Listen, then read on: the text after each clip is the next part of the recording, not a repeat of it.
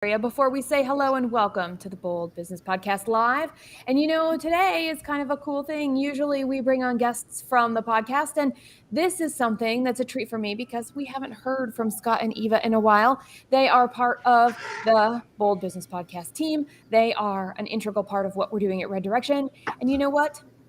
Today, we're going to talk about what we're doing right now in our business and how it shapes not all next year, because what we're working with right now was shaped from the past. So what we're doing right now is going to shape our future. And that's what we're going to talk about today, because we want to minimize our risk and we want to maximize our future opportunities. I'm Jess Duell, and you're listening to the Bold Business Podcast Live. We're providing customizable frameworks that are designed to fail faster and bounce higher. This is a program, the Bold Business Podcast, that is specifically geared toward you, a business leader that is committed to cultivating a thriving business. So we're going to talk about what does it mean to be planning for next year and the next 12 months and the next 18 months. And so I want to toss it out right now because, Eva, I know you had something in the wings that you just said right before we went on air, and I've already forgotten it.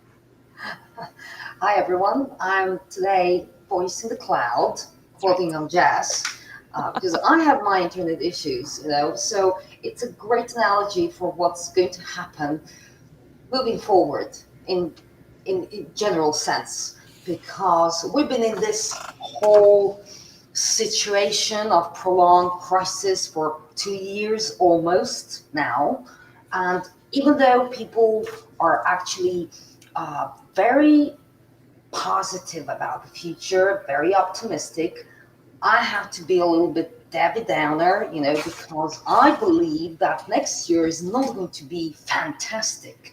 I think that we should always prepare for the worst case scenario.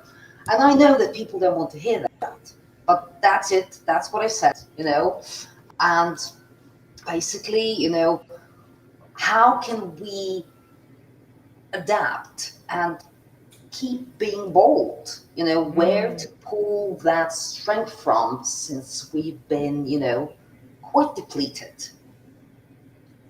Quite depleted. That's a very good point. Scott, what would you add right now? Well, Eva and I did not talk about this ahead of time. And in preparing for this, item number 4 on the quick notes that I have is, prepare for the worst case scenario. Uh-huh. And thinking about next year, it was always have 2 options: prepare for the worst case scenario, and then also identifying what is really, really, really important. Both of those things are key. And, it's interesting because I think about the significant risks that we face in our business and the work that we've been doing with our clients over the last year. And the biggest risk, I'll tell you this right now, I know hands down, the biggest risk is not talking about what we're doing and why we're doing it. And, I'm not alone in this thinking and observation and seeing it across the work that we're doing and the change that we're making for companies through Red Direction. But you know what? Only 10% of companies are achieving the majority of their objectives. That means 90% of the companies out there are not achieving that. And it makes complete sense, because the other statistic I found is that the majority of leaders, specifically 70% of us, spend less than 1 day a month reviewing and talking about and engaging with our strategy. And so when we think about how do we adapt, what do we plan for, planning for the worst, we tend to want to avoid those things. But in part of that, it's actually about the fact that we're not talking about our strategy. Because if we were engaging with our strategy, we would naturally know what are the scary things that are out there? What are the things that we might need to plan for? And because we know what we're planning for, we know what to say no to. Wow, I'm on a negative, it sounds like I'm on a negative trend to a positive outcome, people. But it's true. If we know what not to talk about, we know where to put our energy, which amplifies our effort. So I have a question, Jess. Is it that people have the wrong strategy, that they have a strategy, but that it's not the right one? Or is it that they have the right one, but for somehow it's not being implemented for some reason? So I'm going to answer that with whatever path has been chosen is the right path because it was decided. There was something that made it the right strategy. And so an evaluation of the strategy is also really important because here's what I would say. People pivot too soon. Scott, people are pivoting too soon because they don't know their competitive advantage. They don't know where they stand. They haven't really thought about, well, what's the end? How do I know I've achieved? How do I know if I'm on the path or not? And when we don't have those things, of course, we're going to think it's wrong or it's not right. So let's go back to the drawing board because we are a people that like to innovate. We are a people that like to go, well, there's got to be something easier. Well, sometimes it's not easy. Yeah, well, the constant pivoting is actually it's bad for the resources, any type of resources, money wise, time wise, and um, to me, when people pivot too often, that means that that they don't know what their purpose is. I think it's Right. important to know the purpose before you pivot with your business. Yes. And here's the thing: why we talked about this. We actually had a hint of this conversation maybe a week ago, and uh, it's mid-October, and even though people say that they're preparing, that they are on alert, that they can, see what's going to happen in, I don't know, March next year, I believe that people don't start their preparations, um, in advance enough, too Mm-hmm. early. I Mm-hmm. think that even speaking now in October is a bit too late. And here's what I'm doing, I love it. Well, it's too late for Q4. That's the truth, Eva. I'm going to tell you what. People who are like, well, now let me think about what I'm going to do in December and Hmm. November Yeah, have way less options than the people who decided that 3 months ago. yeah, You are right. absolutely true. Yeah. I've been doing things for the next year. I started in August. Cheers. And Us too. don't get me wrong, but most of the time, I'm being doing Excel sheets, Ooh, budgeting, yeah. resource planning. I'm in numbers for the past month and a half, you know, and I still feel that I'm not there yet. That I need at least 1 month to prep everything that I want to prep for 2022. That's interesting. Well, are you ever supposed to feel done? Because I think this is more of a journey. And I know Scott will really like this because as we're talking about this concept, I mean, what we did in the past is shaping what's available to us right now. So if we're not getting a result we want right now, we are in reaction mode. Whereas if we take that and go, well, do we like this or not? And we start thinking about what are we doing in January? What are we doing in April? Actually, what is our 12-month goal? And if you really want to get crazy out there, what is our 3-year and 5-year goal? Are we aligned to our mission with every action? And when we do that, when we take the time to think about it, to engage with it, to assess it, we need more time, don't we? We could always use more time. Always. Tell me where you find some. It's so much of a whiplash because on the one hand, if you have a goal, if you know what your North Star is, if you know who you are and you've thought things through, then you can have a long horizon and stay on track. And yet at the same time, things are changing so rapidly and increasingly rapid that uh, what was true or the best path or the best way of progressing even 3 months ago is different now because the supply chain is taking a turn that we didn't anticipate. All of those things. So I guess Why the we what want to work is changing and we can't get our stuff to make our products. We can't get people to help us make our products or sell them or move them. You're absolutely right, Scott. so point number two on my prep for today was growth versus sustainability. So Mhm. it might be that do we want to grow? But is growth the right path for us right now, or would it be sustainability, something that will keep us solid? Well, I mean, that can be different for every person or for every division or for every company, and it might be that both are okay. You can have a growth plan or a sustainability plan, but if you choose one, then stick with it, but be adaptable. And I guess my question I have is there a difference between pivoting and being adaptable? Depending on who you talk to, pivots. You like that? Okay. Well, here's the thing. We had a really good description of pivots. Some people even say that the adjustment that you make in your business day to day is a small pivot, just like, and I'm using their example too. Steve, you're going to love me for this. Steve at CFO University. He Yeah. said the pivot is it's like a sprinkler. And so you're making small little changes as you go, and each one of those could be called a pivot. And I just hear buzzword.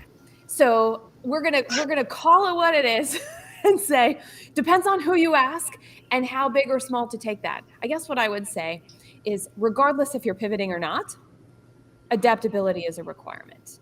Flexibility is a requirement, because we don't know what we don't know, and we don't know what's going to show up. So the more we know what we do know, the more confident we can be in how do we address what's in front of us right now. And do we have to react to it because it's a super surprise? Or do we feel like we can have a small pause and then be able to respond, to be able to decide what to do next with a little more calmness? I'm not saying it's calm all the way around us. I'm saying we can be a little more solid in what we're doing and how we're showing up to the unexpected things that happen every single day. So I know you're going to love this, Jess. What I think I hear you saying is that if you've either for personal life or for your business, if you have a measure of mindfulness, you kind of disattach yourself from what's going on, like go 10 feet out and take a look, take a deep breath, all of those sorts of things. Maybe you're able to separate the wheat from the chaff. Maybe you can make those adjustments of something that might not be truly in your best interest. Well, mindfulness in business requires time to be taken out to just reflect and be and assess our business, just like mindfulness for an individual is to stop and take a walk or get quiet or exercise. So whatever the things we're doing for our mindfulness for ourselves do have a place in our business. It's going to look different for our business, though, because our business isn't going to our business is going to benefit from us being less stressed in the ways that you're talking about, but our business also needs that time. And we have a thing that I've created here at Red Direction called the Present Retreat that is specifically designed to give us time, that we are making this opportunity for all of the maybes that show up and for all of the possible responses we could have to have the right thing show up at the right time. So, Eva, I've been doing a lot of talking. Do you have a response? Well, it's about evolution in a way. Yeah. Businesses need to evolve, whether they're going to do that through those sprinkle pivoting, steps or jumps or, whatever they do, they shouldn't do this quantum leap, like sudden without thinking. I do believe that if they have a strategy, that businesses should reevaluate strategy and their yearly business plans, often, especially in these circumstances. But I also believe that they need to have a very good knowledge of their business. Yes. Here's the thing, a lot of people don't put things on paper. I mean, it can be a document in Word file, but put things on paper. Put your ideas, put your plans, put your, chores, or just something that you need to do 3 weeks from now, but make a structure out of everything that you do. Uh, and okay, I might be a control freak, but I have uh, tiny bits of everything that I do in a day, because we all have limited resources. Time is the one that we can never get back. Mhm. So I put a lot of things on paper.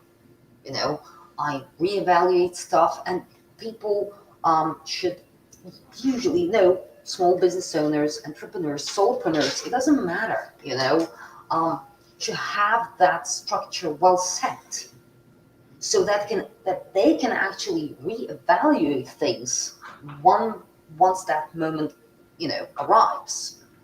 And the present retreat is perfect for that. And I actually have, and there, we talk about this all the time on the podcast. It's all over the website. Here's how you present retreat. We would love to be able to share that with you. But instead of telling you here, just go to reddirection.com and search present retreat. Get those steps, start using them. But you know what? Thinking about this planning for 2022 and thinking about everything that Eva has been saying, everything that Scott has been saying, everything that you've heard me say over and over again, comes down to, what do we do? And there is a survey that we have created that Eva is starting to push out into the world that we think you need to take, not only because it helps us curate information from your actual experiences, but also because it comes with a customized opportunity for you to take the information that you have given us and think about it in a certain way, to think about what's happening 3 months, 4 months from now, what's happening a year, 2 years from now, 3 years, 5 years from now, and just get something on paper for yourself that you can look at and edit, so that you can download and write on. Whatever you need to do or want to do with that, to the point of talk about it, spend time on it, do something with what you're seeing, have it to reference and look at, becomes incredibly important. And that's something that I think that is a first step that you can do right now. We're just going to do this, and Eva will make sure that all of the links to the survey are out there here, associated with our videos today, in addition to just being out on our social media platforms, because we want you to have a tool.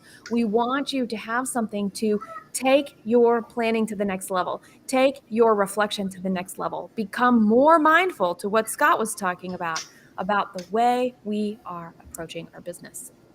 With that said, what is the last comment, if you have one, Eva and Scott? I do. Yeah.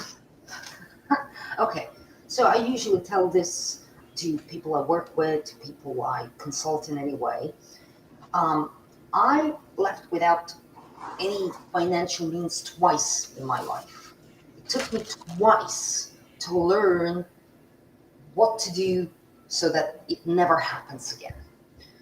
So if you want to prepare for 2022, make sure that you have your budget straight, straightforward, in terms that you know what you need to do with it.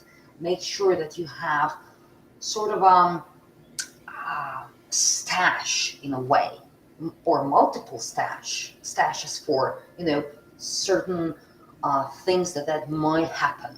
A stash that you will invest in your business if the opportunity presents itself.